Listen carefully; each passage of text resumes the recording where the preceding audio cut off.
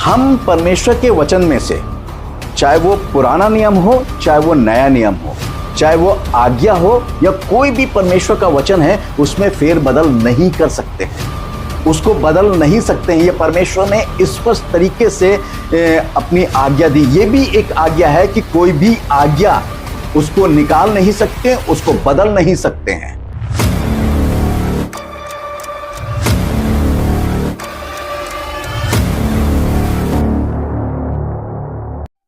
प्रभु यीशु मसीह के मधुर नाम में आप सबको जय मसीह की। प्रभु आपको बताए से आशीष दे, आमीन। हम बात कर रहे हैं प्रकाशित वाक्य की पुस्तक के विषय में। प्रकाशित वाक्य के इस श्रृंखला में आप सभी का स्वागत है। प्रकाशित वाक्य के 7 खंडों में से हम 5वें खंड में हैं, अंतिम संघर्ष और महान विवाद। पिछले संदेश में हमने प्रकाशित वाक्य 13 अध्याय 3 से 4 पद के विषय में सीखा था। आज हम सीखेंगे प्रकाशित वाक्य 13 अध्याय और उसके 5 पद के विषय में सीखेंगे। पहले हम इस पद को पढ़ लेते हैं कि यहाँ क्या लिखा है। यहाँ इस प्रकार से लिखा हुआ है, बड़े बोल बोलने और निंदा करने के लिए उसे एक मुंह दिया गया और उसे 42 महीने तक काम करने का अधिकार दिया गया। इस पद के अंदर जो है 2 पॉइंट है। पहला पॉइंट है, बड़े बोल बोलने और निंदा करने के लिए उसे एक मुंह दिया गया, और दूसरा पॉइंट है, उसे 42 महीने काम करने का अधिकार दिया गया। हम बात कर रहे हैं पहले पॉइंट के विषय में, बड़े बोल बोलने और निंदा करने के लिए उसे एक मुंह दिया गया। यहां पर सवाल ये उठता है कि किसको मुंह दिया गया और ये मुंह कौन है। पहले हम इस बात को समझें, उसके बाद हम इस भेद को अच्छे से समझ सकते हैं। मुंह देने की परिभाषा क्या है? मुंह देने की परिभाषा का मतलब होता है कि आप किसी की ओर से बात कर रहे हैं, या आप किसी की ओर से बोल रहे हैं, या आप दूसरों के लिए बोल रहे हैं, उसको कहते हैं कि आप उसकी ओर से बोलने का मतलब यह मुंह देने की परिभाषा कि आप उसके मुंह के द्वारा बात कर रहे हैं। इसका उदाहरण जो है बाइबल के अंदर बहुत अच्छा मिलता है। जब आप निर्गमन की पुस्तक 4 अध्याय 10 पद से लेकर 17 पद तक पढ़ेंगे, इसमें क्या है कि परमेश्वर मूसा को बुलाता है कि मिस्र की गुलामी से उन्हें छुटकारा देने के लिए वो उसका इस्तेमाल करना चाहता है, और इसलिए वो उसको बुलाता भी है। परंतु मूसा जो है कई प्रकार के बहाने बनाता है कि मैं बोल नहीं सकता, मैं बोलने में निपुण नहीं हूं, और वो अपनी कमजोरी को दिखाता है कि मेरी ये कमजोरी है। और ये झूठ भी नहीं था, ये बात सही थी कि मूसा जो था वो बोलने में भद्दा था और वो तोतला था। मगर परमेश्वर जो है उसके ऊपर नाराज होता है। और परमेश्वर क्यों नाराज होता है? परमेश्वर इसलिए नाराज होता है कि परमेश्वर जानता है कि वो भद्दा है बोलने में, उसकी कमजोरी यह है, वो जानता है इस बात को। मगर इसके बावजूद भी परमेश्वर उसे क्यों चुन रहा है? क्यों? कुछ ना कुछ तो कारण होगा। और यही चीज हमारे जीवन में भी है कि हम जब भी हम परमेश्वर के लिए यूज होना चाहते हैं, या हम चाहते हैं कि परमेश्वर हमें इस्तेमाल कर रहा है कि अरे मैं तो बोल नहीं पाऊंगा, मुझे बोलना नहीं आता, मुझे शर्म लगती है, मुझे ये होता है, हम बहुत सी कमजोरी अपनी दिखा लेते हैं। मगर ये नहीं जानते कि परमेश्वर ने हमें को क्यों चुना। परमेश्वर मूसा से नाराज होता है, क्रोधित भी होता है उसके ऊपर। वो कह रहा है मैं जानता हूं इस बात को, मगर इसके बावजूद भी मैंने तुम्हें चुना है। और क्या तेरा भाई लेवी नहीं है? मैंने उसको जो है उसको बुलाया है, और वो तेरे संग रहेगा, मैं तेरे मुंह के संग और उसके मुंह के संग रहूंगा। परंतु मैं इसका 16वां पद जो है वो आपको पढ़ाना चाहूंगा स्पेशल तौर से। निर्गमन 4 अध्याय उसका 16वां पद, वे तेरी ओर से लोगों से बात क्या करेगा, वे तेरे लिए मुंह और तू उसके लिए परमेश्वर ठहरेगा। अब ध्यान दीजिएगा, परमेश्वर मूसा को बता रहा है कि तेरा भाई हारून जो है, जो लेवी है, वो तेरी ओर से लोगों से बात करेगा। और क्या स्पष्ट लिखा हुआ है कि वो तेरे लिए मुंह ठहरेगा, तेरा मुंह ठहरेगा वो। यानी बात कौन कर रहा है? हारून कर रहा है। मगर सही माने में देखा जाए बात कौन कर रहा है? मूसा कर रहा है। मूसा का मुंह बनकर जो है वो कर रहा है। ये परमेश्वर जो है वो हमें बताता है, और ये हमें समझना भी चाहिए कि परमेश्वर क्या कह रहा है। हारून जो है मूसा की ओर से बात किया करता था। ये बात आपके समझ में आ गई? अब इस पॉइंट को बिल्कुल ठीक इसी तरीके से जो समुद्र से निकला पशु है, वो रोम और अजगर अर्थात शैतान का मुंह जो है, वो इटली का राजा या प्रधान जो है वो पोप है।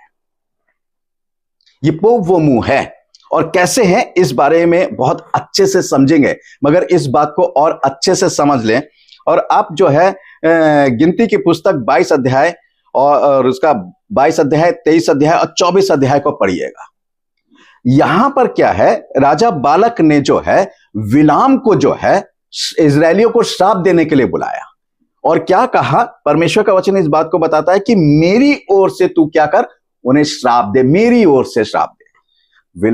बिलाम श्राप नहीं दे रहा था, यानी बालक जो था वो श्राप दे रहा था। बालक की ओर से वो कहता कि मेरी ओर से जो है वो श्राप दे, क्योंकि राजा बालक ये जानता था कि बिलाम जिसको आशीर्वाद देता है वह धन्य होता है और जिसको श्राप देता है वह श्रापित होता है। इसलिए राजा बालक ने इजरायलियों को श्राप देने के लिए जो है बिलाम को बुलाया। और छठे पद में क्या है, जो पॉइंट आया है, इजरायलियों को मेरे निमित्त श्राप दे, और वह उन्हें जो है 3 जगह से ले जाता है। मगर जो परमेश्वर, क्योंकि बिलाम ने क्या कहा, बिलाम ने ये कहा कि जो परमेश्वर मेरे मुंह में डालेगा या जो परमेश्वर मुझसे कहेगा मैं वही बात कहूंगा। ये नहीं है कि मैं तेरी ओर से बात कहने के लिए चल दिया। और परमेश्वर ने जो था बिलाम को समझा के भेजा था और वो उस पर क्रोधित भी हुआ था। और आप जानते हैं कि बिलाम की गधी ने उसको बचाया और वो मनुष्यों की भाषा में उसने बात करी थी बिलाम से। वो परमेश्वर के दूत को देख रही थी और बिलाम की आंखें जो थी वो वहां पर उस समय बंद थी और परमेश्वर ने खोली। अब जो बालक है वो अपनी ओर से बुलाता है। और यहां पर जो है ये चीज आप अच्छे से समझ लें कि मुंह की परिभाषा क्या है। मैं आपको एक रेफरेंस नहीं दे रहा हूं, ये दूसरा रेफरेंस है। और तीसरा रेफरेंस जो है मैं आपको देता हूं कि यूहन्ना बपतिस्मा दाता जो है, परमेश्वर का वचन कहता है, वो कहता है कि मैं पुकारने वाले की आवाज हूं। यहां पर जब आप यूहन्ना 1 अध्याय और उसका 23 पद पढ़ेंगे, उसने कहा जैसा यशायाह भविष्यवक्ता ने कहा, मैं जंगल में एक पुकारने वाले का शब्द हूं कि तुम प्रभु का मार्ग सीधा करो। अब पुकारने वाला कौन है? पुकारने वाला, वो कह रहा है मैं पुकारने वाले का शब्द हूं। इसका मतलब पुकारने वाला कोई और है। और वो पुकारने वाला कौन है? वह है प्रभु यीशु मसीह, वह है परमेश्वर पुकारने वाला। और वो परमेश्वर का या प्रभु यीशु मसीह का मुंह बनकर यूहन्ना बपतिस्मा दाता जो है वो आया, उसका शब्द बनकर जो है वो आया। पुकारने वाला जो है परमेश्वर है। ये ध्यान रखने की बात है। मुंह की परिभाषा को आपने देखा है। और परमेश्वर का वचन भी कहता है ना, बहुत से सेवक इस बात को कहते हैं, जो मरकुस 13 अध्याय उसके 11 पद में लिखा हुआ है, हे प्रभु बोलने वाले हम नहीं, तेरा आत्मा है। अब जैसे मैं आपके सामने खड़े होके बोल रहा हूं तो बोलने वाला मैं नहीं हूं बल्कि परमेश्वर का आत्मा है। यानी परमेश्वर के आत्मा का मुंह बनकर हम बोल रहे हैं, हम बातचीत कर रहे हैं। हमारे अंदर से परमेश्वर का आत्मा बोला। मुंह तो मेरा है परंतु मुंह किसका बनकर आया? आत्मा का। यहां पर बिल्कुल ठीक मुंह की जो परिभाषा आपने देखा कि मुंह की परिभाषा किसी दूसरे के लिए बोलना और उसका मुंह या उसकी आवाज या उसका शब्द होना। जैसे मूसा का मुंह हारून था, बालक का बिलाम था, और यूहन्ना बपतिस्मा दाता यीशु मसीह की आवाज बन के आया। और आज जो भी सेवक हैं वो पवित्र आत्मा का मुंह बनकर जो है वो बोलते हैं। ये बड़ा बोलने वाला मुंह किसका है? अब आप इस बात पर ध्यान दीजिए कि बड़ा बोलने वाला ये मुंह है किसका। इसको समझना है कि बड़ा बोलने वाला मुंह जो है वो किसका है। इस मुंह के बारे में यदि हम पूर्ण रूप से जानना चाहते हैं तो हमें डैनियल की भविष्यवाणी में जाना होगा। जी हाँ, डैनियल की भविष्यवाणी में जाना होगा। आप डैनियल 7 अध्याय उसका 8 पद निकाल लीजिए। मैं उन सींगों को ध्यान से देख रहा था तो क्या देखा कि उनके बीच एक और छोटा सा सींग निकला और उसके बल से उन पहले सींगों में से 3 उखड़ गए। फिर मैंने देखा इस सींग में मनुष्य की सी आंखें और बड़ा बोलने वाला मुंह दिया है। अब जब हम बात करेंगे 476 एडी में पश्चिमी रोम का जब पतन के बाद कई जंगली जातियों ने रोम पर हमला किया। वैसे रोम पर जंगली जातियां वर्षों से हमला जो है वो करती आई हैं, परंतु 476 एडी में पश्चिमी रोम के पतन के बाद लगभग ये 10 जंगली जातियां धीरे धीरे पूर्व में राइन नदी के किनारे पर और पश्चिमी में एल्वे नदी और दक्षिण में उत्तरी इटली के भाग के बीच में बस गई, जिनसे बाद में 10 राजा हुए। परंतु इन 10 राजाओं के बीच से एक राजा उदय हुआ जिसने अपनी शक्ति से इन 10 राजाओं में से 3 राजाओं को नष्ट कर दिया, जो बैंडल्स, ऑस्ट्रोगास्त और हेरुली थे। इन 10 जंगली जातियों के नाम जो है आपके स्क्रीन पर जो है वो दिए गए हैं, आप देख लीजिए। ये छोटा सिंह इटली का राजा अर्थात पोप है। पूर्वी रोम के सम्राट जस्टिनियन प्रथम के आदेश पर पोप को इटली की कलीसिया का प्रधान बना दिया गया और पोप ने 537 एडी से 530 एडी तक जो है 3 जो थे वेंडल्स, ऑर्थोडॉक्स और हेरुली राजाओं को हरा दिया था। बड़ा बोल बोलने वाला मुंह जो है, जो पोप है, इसको कहा गया है। और यही बड़ा बोल बोलने वाला मुंह जो है वो पोप है, जो अजगर अर्थात शैतान का मुंह बनकर प्रकट हुआ है। और ये अजगर यानी शैतान की ओर से बोलता है। अब क्या है उसके बड़े बोल जो हैं, उसके बड़े बोल क्या हैं, इसको समझना है। वह कहता है कि मैं प्रभु यीशु मसीह का प्रतिनिधि हूं। अब ध्यान दीजिएगा, वो अपने आप को प्रभु यीशु मसीह का प्रतिनिधि कहता है। 18 अप्रैल 1915 की आवर संडे विजिटर नामक एक पत्रिका में पोप का मुकुट अंकित है और उस मुकुट पर लैटिन भाषा में यह शब्द अंकित है, वाइकरियस फिलिडाई, जिसका अर्थ है परमेश्वर के पुत्र का प्रतिनिधि। अब सवाल यह उठता है, क्या कोई परमेश्वर के पुत्र का अर्थात प्रभु यीशु मसीह का प्रतिनिधि हो सकता है? प्रभु यीशु मसीह ने किसी को भी अपना प्रतिनिधि नहीं बनाया और ना प्रभु यीशु मसीह ने अपने बाद किसी को अपना प्रतिनिधि नियुक्त किया है। यहां पर जो है पोप कितना बड़ा बोल बोलता है। पोप केवल यीशु मसीह का प्रतिनिधि ही नहीं, परंतु वे स्वतंत्र यीशु मसीह है जो शरीर के भीतर छिपा हुआ है। अब ये जो है ये द कैथोलिक नेशनल जुलाई 1895 में ये बात कही गई थी, आप इसको देख सकते हैं। प्रभु यीशु मसीह का प्रतिनिधि यदि कोई हो सकता है तो वो है सिर्फ और सिर्फ परमेश्वर का आत्मा या प्रभु यीशु मसीह का आत्मा, या जिसको हम पवित्र आत्मा कह सकते हैं। क्योंकि एक ईश्वर का प्रतिनिधि जो है या प्रतिनिधि तत्व जो है वो सिर्फ एक आत्मा ही कर सकता है और कोई, परमेश्वर का आत्मा कर सकता है और कोई नहीं कर सकता। मनुष्य तो नहीं कर सकता, क्योंकि परमेश्वर का वचन कहता है कि हर एक मनुष्य जो है पापी है और यीशु मसीह हर एक के लिए बलिदान हुआ, चाहे वो मैं हूं, चाहे वो आप हो, चाहे बिशप हो, चाहे पोप हो, चाहे कोई भी दुनिया का व्यक्ति क्यों ना हो। इसलिए वो प्रभु यीशु मसीह का प्रतिनिधि नहीं हो सकता, क्योंकि प्रभु यीशु मसीह निष्कलंक था और मनुष्यों में कोई भी निष्कलंक नहीं है। और इसलिए यीशु मसीह जो है इस दुनिया में बलिदान होने के लिए आया कि उनको शुद्ध और पवित्र कर सके और उस पाप से मुक्ति मिल सके। अब यहां पर जो है ये पहला जो बड़ा बोल है वो बोलता है कि मैं प्रभु यीशु मसीह का प्रतिनिधि हूं, यानी स्वयं प्रभु यीशु मसीह है। अब दूसरा जो पॉइंट है मैं आपके आगे रखना चाहता हूं, वचन को बदलना या घटाना। पहले हम इन पॉइंटों को पढ़ लें बड़े अच्छे से। मैं आपके आगे 3 रेफरेंस पढ़ूंगा और उन तीनों रेफरेंस को आप अच्छे से समझें। व्यवस्था विवरण 4 अध्याय उसका 2 पद, जो आज्ञा मैं तुमको सुनाता हूं उसमें ना तो कुछ बढ़ाना और ना कुछ घटाना, तुम्हारे परमेश्वर यहोवा की जो जो आज्ञा मैं तुम्हें सुनाता हूं उन्हें तुम मानना। फिर है व्यवस्था विवरण 12 अध्याय उसका 32 पद, जितनी बातों को मैंने तुमको आज्ञा देता हूं उनको चौकस होकर माना करना और ना तो कुछ उसमें बढ़ाना और ना उनमें से कुछ घटाना। प्रकाशित वाक्य 22 अध्याय उसका 19 पद, यदि कोई इस भविष्यवाणी की पुस्तक की बातों में से कुछ निकाल डाले तो परमेश्वर उस जीवन के वृक्ष और पवित्र नगर में से जिसका वर्णन इस पुस्तक में है उसका भाग निकाल देगा। अब देखिए परमेश्वर का वचन स्पष्ट कहता है, हम परमेश्वर के वचन में से, चाहे वो पुराना नियम हो चाहे वो नया नियम हो, चाहे वो आज्ञा हो या कोई भी परमेश्वर का वचन है, उसमें फेरबदल नहीं कर सकते हैं, उसको बदल नहीं सकते हैं। ये परमेश्वर ने स्पष्ट तरीके से अपनी आज्ञा दी। ये भी एक आज्ञा है कि कोई भी आज्ञा उसको निकाल नहीं सकते, उसको बदल नहीं सकते हैं।